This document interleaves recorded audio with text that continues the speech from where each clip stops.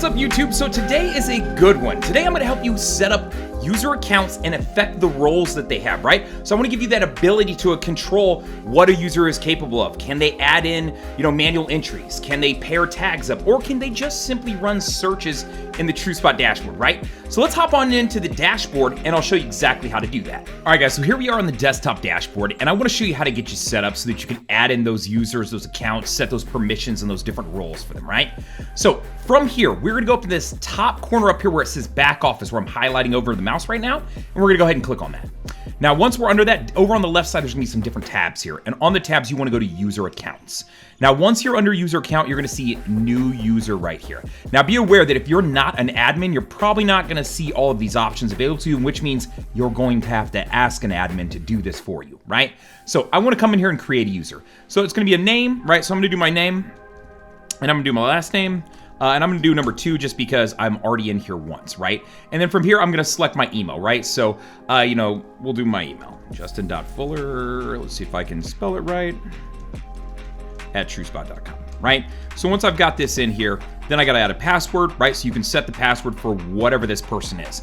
Now, understand that if they ever wanna reset this password to something that's just particular to them, so they're the only one who knows it, they can go to the dealer.truespot.com and reset their own password. When they go to log in, they can just say forgot password and do that. Be aware you cannot do that from the app, so just a heads up. Right, so I'm gonna create a password here. For the sake of this, we're just gonna do San Marcos, if I can spell right, #1, right? So something nice and easy.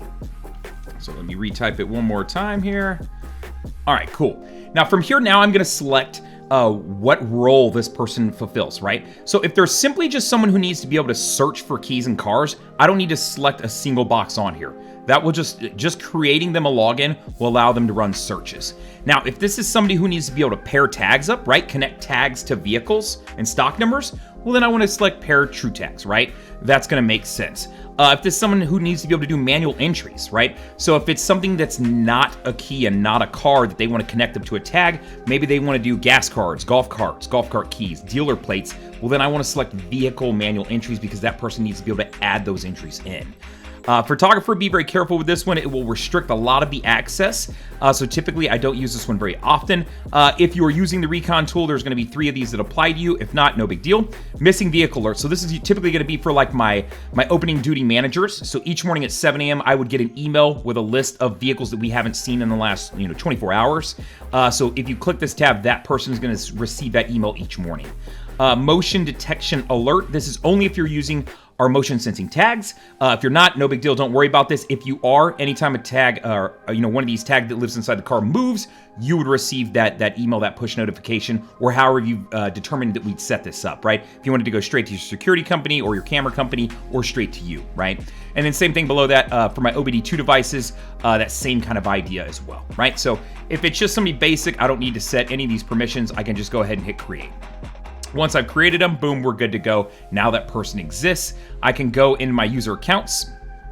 So let me back out of this, jump out of a different tab. We'll jump over here, and then we'll scroll down here, right? So the way this is set up is it's by last name, even though you're seeing the first. So I'm gonna come down here to Fuller, since that is my last name, and it's gonna live right over here. If you don't see it immediately, no big deal. You might just have to refresh the page, so just be aware of that, right? If you don't see something pop up right away, you might wanna give it a minute or 2, but that's exactly how you're gonna do it. If you need to delete a person, right? So I come in here, I refresh, and I find somebody that we need to remove, right? So I've gone down and been like, all right, well, there's a person in here that we no longer need. When I click on them, right next to their name, there'll be an X I can hit, and I can remove that person from the program, right? So easy enough to do. Or I can click into a person, and I can affect what they have control over, right? So I can come in here and say, hey, they're no longer an admin, or I need to make them an admin so that they can, add users and do all these different things. This is where you're gonna select all that information. So easy enough.